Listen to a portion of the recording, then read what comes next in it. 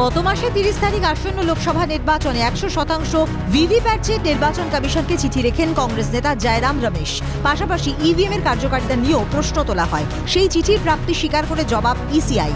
Commission লিখেছে, চিঠিতে তোলা সন্দেহে কোনো নতুনত্ব নেই, আগেও ব্যাখ্যা দিয়েছে কমিশন। এমনকি ভোট পরিচালনায় ইভিএম এ আস্থা এবং বিশ্বাস কমিশনে। রমেশকে জবাবি চিঠিতে জানিয়েছে কমিশন। চিঠিতে বিরোধী জোটের 100% ভিভিপ্যাটের দাবি এভাবেই ফেরালো নির্বাচন কমিশন।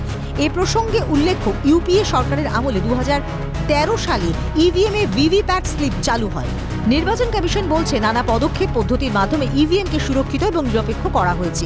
একাধিক বিভ্রান্তির জবাবও এফএকিউ এর মাধ্যমে দিয়েছে কমিশন। স্পষ্ট উত্তর জবাবি চিঠিতে জয়রাম রমেশকে জানিয়েছে জাতীয় নির্বাচন কমিশন। উল্লেখ্য, বিরোধী জোটের তরফে আশঙ্কা প্রকাশ করা হয়েছে, ইভিএম বিকৃত করে লোকসভা ভোটের ফল পক্ষে টানতে পারে বিজেপি। তাই 100% ভিভিপ্যাটের ব্যবস্থা করুক নির্বাচন কমিশন।